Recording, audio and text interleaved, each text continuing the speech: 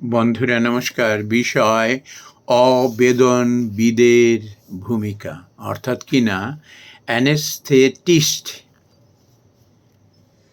তাদের ভূমিকা।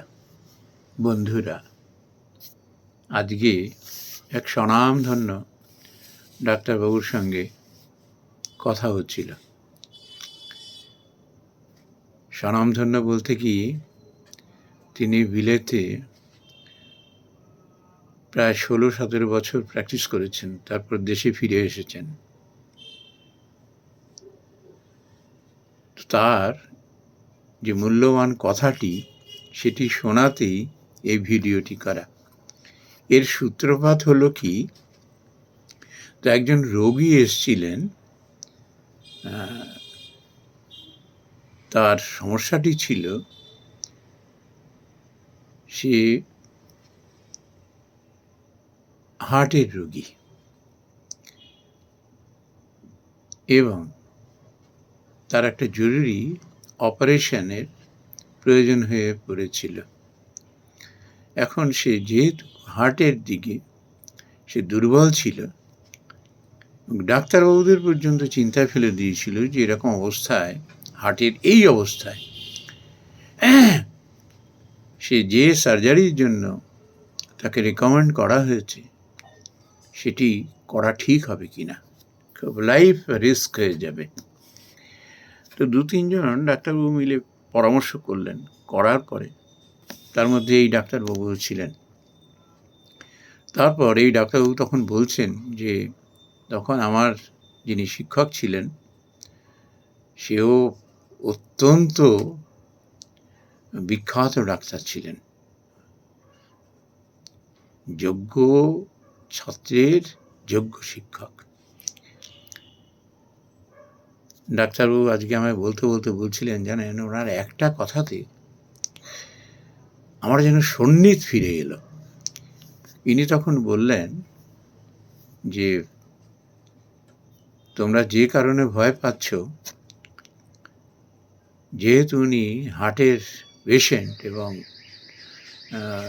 একটু গুরুতর অবস্থায় আছেন, কিন্তু আবার অন্য যে কারণে তাকে সার্জারির প্রয়োজন হচ্ছে, সেটি করাতেই হবে।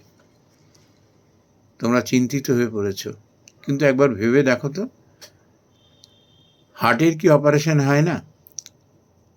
আজকে যদি ওর হার্টের কোনো অপারেশন হতো, করছে নাকি? ডাক্তারবাবু বললেন, আমি এই কথা শোনার পরে না, আমি যেন একটা দিশা খুঁজে পেলাম। এইবার এই অবেদনবিদের কথা, অর্থাৎ অ্যানেস্থেটিস্টের যে ভূমিকা, সেইটায় ঢুকে গেলেন উনি। বললেন, তো অপারেশনের দিন স্থির হয়ে গেল, সময় স্থির হয়ে গেল। ওই শিক্ষক ডাক্তারবাবুর সঙ্গে আমরা আরও 2জন জুনিয়র চিকিৎসক ছিলাম, সঙ্গে নার্স এবং এই অবেদনবিদ ভদ্রলোক। বললেন যে, আমরা না সবাই যখন একটা অপারেশন সাকসেস হয়ে যায়, তখন আমরা ডাক্তারের ধন্য ধন্য করতে থাকি। কত বড় ডাক্তার, কত মহান ডাক্তার, কি সুন্দর হাত। আমরা কিন্তু পর্দার আড়ালে যে ডাক্তারবাবুটি থাকেন, তার কথা ভুলে যাই, তার অবদানের কথা ভুলে যাই। তিনি হলেন এই অ্যানেস্থেটিস্ট। অপারেশনের আগে, অপারেশনের সময়, অপারেশনের পরে এর এমন পর্যবেক্ষণ থাকে রোগীর ক্রিয়াকলাপের উপরে, যে ঠিক সময় মতো তিনি কিন্তু ব্যবস্থা নিয়ে ফেলেন। সেটি যদি ফেল হয়ে যায়, সে যত বড়ই শল্য চিকিৎসক হন না কেন, অপারেশন কিন্তু ফেলিওর হতে বাধ্য। আমি দেখলাম যে বড় মানুষরাই পারেন বড় মাপের কাজ যারা করেন তাদের উপযুক্ত সম্মান দিতে।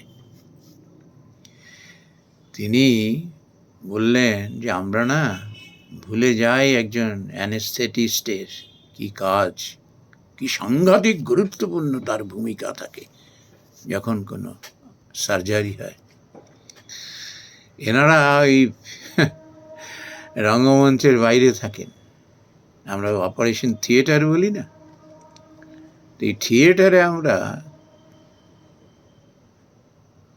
যারা এক একটা চরিত্রে রূপায়ণ করছেন তাদের দেখেই ধন্য হয়ে যাই, কিন্তু পেছনে যেমন সমস্ত মানুষ রয়েছেন যাদের জন্য ওদের এই